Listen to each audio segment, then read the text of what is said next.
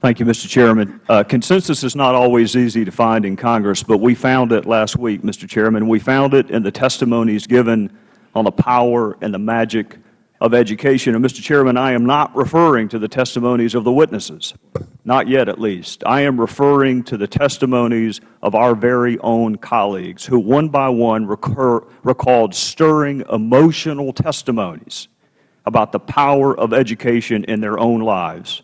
And education is the most transformative thing that we can give another person. It's why we read to our children. It's why we support our grandchildren, because we know in education not only transforms an individual life, it can transform generations. And it is that shared acknowledgement on the power of education that makes opposition to this bill so very difficult for me to understand. The value and efficacy of this program have been proven beyond a reasonable doubt. Parents overwhelmingly approve of the Opportunity Scholarship Program. They are more engaged. They are more involved. They feel vested. They want the chance to send their children to the school of their choice, like the President does, like the Secretary of Education does, and like many of us do.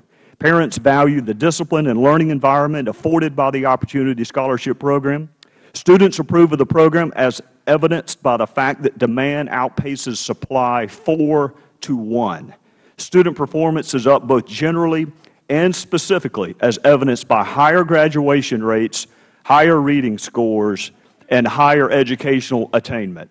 Even the United States Department of Education once lauded the Opportunity Scholarship Program as an example of a program that is working before someone or something told them to think otherwise. I listened yesterday, and I give a lot of credit to Secretary Duncan. He has come before the Congress on 4 different occasions, even in the 112th Congress.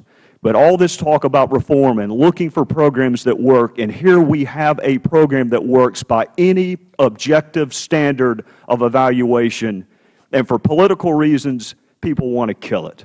The residents of the District of Columbia overwhelmingly support this program, and they do so, Mr. Chairman, because they know the 3-sector approach to public education in the District of Columbia works. The most insidious argument against this program is also the most inaccurate, that somehow this program takes money away from the public school system or the D.C. charter school system, when people know that that is blatantly, patently false. This bill takes great care of all 3 sectors, ensures accountability, and allows parents that lifeline, that hope, that dream that maybe, just maybe, their child can rise from the ashes of poverty and achieve.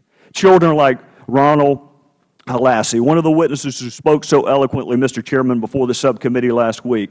And, Mr. Chairman, I did not know Mr. Halassi until last week, but we forged a friendship. And over the weekend, he emailed me and asked me, would I be willing to write a letter of recommendation for him to one of the great schools in my own state, South Carolina State. And it is with great pride that I will do so. And we celebrate the choices that he has with respect to college, public and private.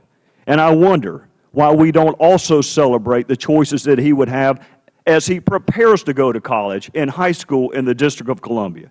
This bill preserves the most fundamental value of choice, and I am delighted to support it, Mr. Chairman.